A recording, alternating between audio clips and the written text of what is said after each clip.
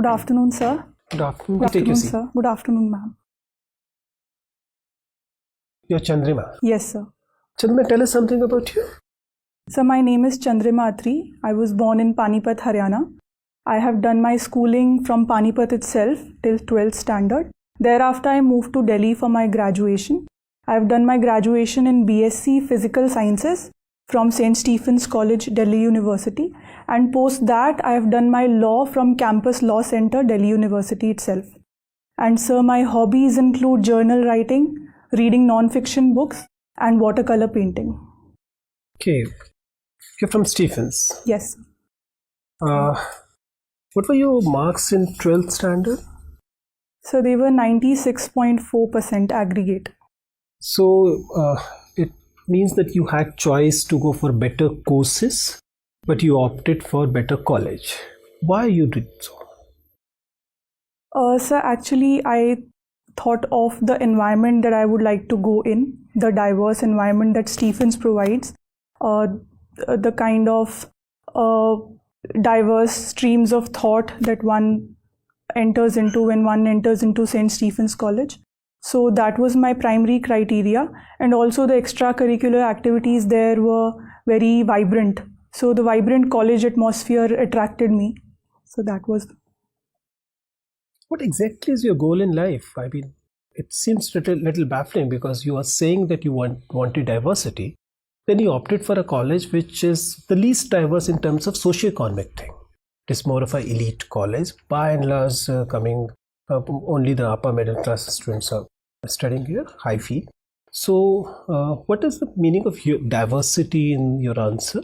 And what is your ultimate goal in life? Sir, that is the first impression that one gets, that St. Stephen's is an elitist institution. But when one is a part of it, we see a lot of people from different strata, different backgrounds, and even the Karamcharis that work in our college, their kids are also studying with us. So there is no elitist bias as such. And people from various languages, different states, so all people are there, and it's a very vibrant atmosphere.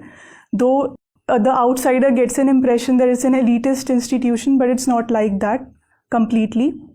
And so my goal in life is to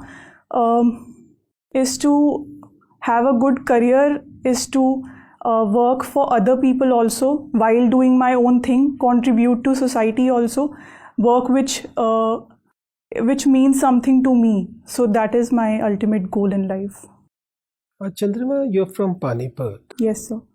Tell me why all these battles happened in Panipat only. Is Panipat some kind of a stadium where in history armies used to go and fight? Why Panipat only? Yes, sir. So the three battles of Panipat are very famous, and it's because most of the invaders, they used to come from the northwestern part, which is Afghanistan and the other Central Asian countries. Then fight should have been in Lahore. Why in Panipat? So because Panipat's geography is such that it's a plain area, so it provides a flat ground, it provides visibility to the army, and also because it was nearby to Delhi, so Delhi was the seat of empires throughout history. So that was a middle point between the invading area and the area which was the seat of the empire. So maybe that's the reason why. Chandrima, you're from Panipat. You studied in Panipat. Your family is still in Panipat, yes, I guess. Still in Panipat. So Panipat is known for its refinery. Yes.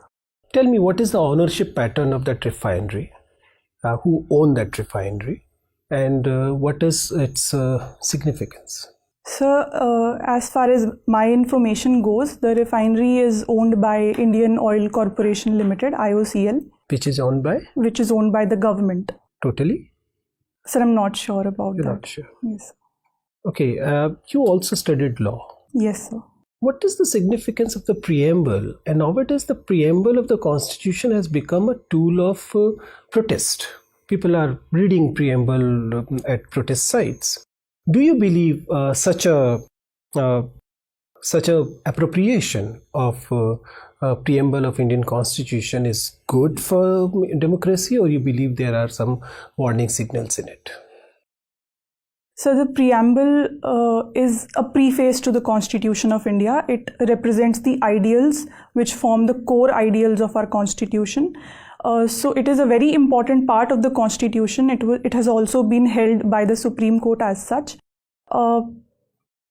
So I think that, so this is the significance of the preamble.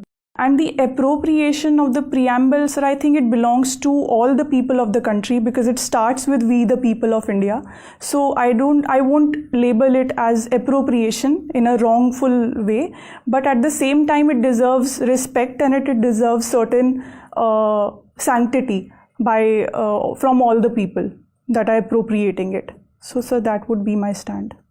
Thank you.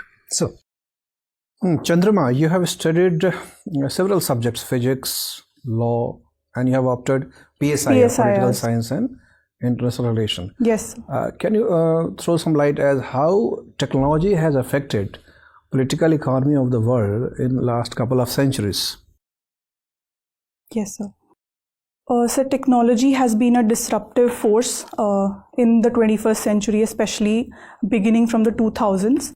And it has affected the world economy in a very huge way, I would say, because if we see the last couple of years also, the invention of blockchain technology and even Facebook launching the Libra cryptocurrency. So all these factors have been very disruptive in the sense that now the digital space has become the primary space for commerce, for trade, and with that cybersecurity challenges are also coming up, and artificial intelligence is another domain which is coming up. So I think the world has become more uncertain with these technologies, and new political ways need to be created to deal with these forces, which the world is still is it threatening and indirectly our basic principle and commitment to universal franchise?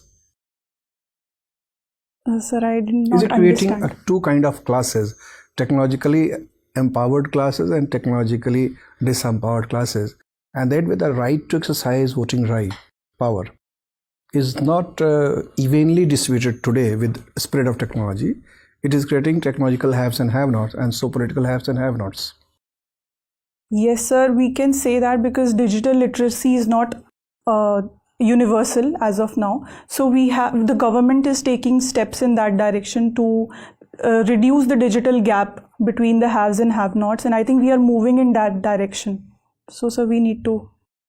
Okay, what measures have been taken recently by the government to reduce unemployment in India, and what measures do you suggest in this direction? So unemployment is a major problem in our country. The government has taken various steps, such as the government has come up with the Skill India mission, which promotes the skills of the people so that they have diverse avenues opened up to them. Other thing is the government also, so I'm not able to come up with different points. Sir, yes, the small scale businesses are being promoted under MSME scheme. So that is self-employment generation. And there's one scheme called Prime Minister Employment Generation Program, PMEGP, which is a new scheme. So that is also another step. E-commerce is spreading very fast. Yes. Is it conducive for employment generation or is it detrimental? E-commerce. Sir, again, there is a caveat there because it might create a gap between haves and have-nots, because small businesses, they are not very adept at adopting digital technology. So we have to create such a framework so that those businesses can also access the technology and compete with the bigger players like Amazon, Flipkart, who are already well established in that area. So there needs to be a level playing field and competition. Okay. There is one thing, budget was earlier presented on the last working day of February. Recently, the date has shifted to the first working day of February. Has it affected the quality of budgeting in India and thus quality of economic management? Sir, I'm not able to. I don't know the answer to this. Okay. Sorry, sir. Wealth inequality is also widening fast in India. What are its political implications? Of economic inequality, sir? Yeah. Political implications. So economic inequality is any form of inequality cannot be seen in a silo-based manner because every inequality affects other types of inequalities also. For instance, economic inequality impacts gender gap also between men and women, and also socio-economic background like caste factor also or class factor also.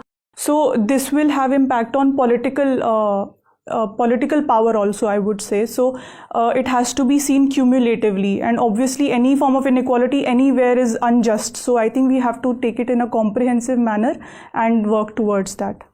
Have you heard or read about Milton Friedman's theory on democracy and capitalism? No, sir, I'm not. Okay, fine. Okay, Chandrima, what is the meaning of your name? Sir, the meaning of my name is Moon. Moon. Yes, sir. Okay, is it connected to your graduation course, physical science? As far as the exploration of it is concerned by various countries? So physical sciences is an interdisciplinary course, and it deals with our surroundings, our environment. So all the forces that are operating in our environment. But specifically the subjects were physics, chemistry, mathematics, biology, and even we had computer science in it for some semesters. So I can come to the next question regarding this only. Why there is a race for moon exploration and every country is, Yeah, please tell. Yes, the first factor, sir, I would say is the innate human drive for exploration and for new discoveries, the creative being we inside. are spending so much of money. Yes, sir. I'm coming to that factor also, sir. So the second thing is the competition between major players politically in the global world order. So every country is competing in space domain also, and we have something called space diplomacy also coming up. Something which is not available on Earth soil is abundantly available in moon soil.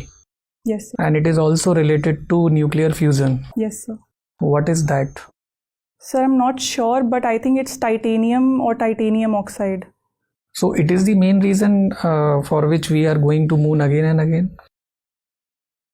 So there are many reasons actually, but sir. Core reason, there are peripheral reasons also. The core reason is advancement of science and technology, and also understanding our own planet, because that will help in understanding the built up of space. And okay, if there is a fight, you can say positive fight among the countries, US especially and Russia, which article of the Indian Constitution is disturbed for moon exploration for that fight from international relation point of view?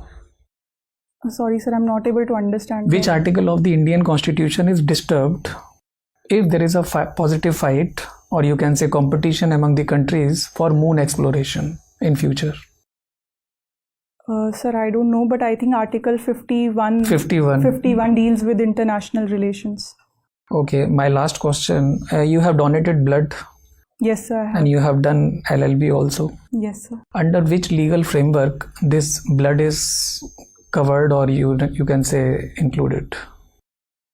Any law is there which is dealing with the kind of activities or services, blood donation, storing of it, and you can say transfusion, transmission? Sir, the Drugs Act is there. Drugs and Cosmetics Act. And Cosmetic Acts, which year? Sir, I'm not able to recall. So blood is a drug or it is a natural fluid?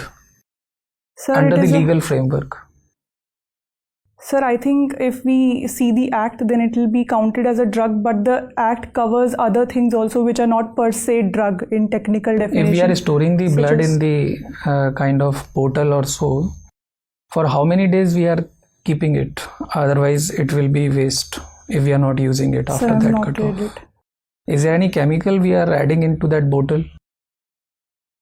Sir, I'm not sure about it. Was there any case in India wherein a lady was given blood and she was affected with HIV? Yes, sir. And the person who donated blood committed suicide? Yes, sir. What was that episode? So that was an episode of medical negligence in its worst form, because the lady was infected with HIV due to the negligence of doctors. regarding blood transfusion. So I think that all the personnel who are engaged in blood transfusion should take care of the guidelines that are issued. Any guidelines given by Supreme Court in that wake? Sir, I'm not aware of Supreme Court guidelines, but the ICMR and Medical Council of India, they have their guidelines. National Blood Transfusion Centers and State Blood Transfusion Centers. Sir, I'm sorry, sir, I'm not aware of it. Okay, thank you.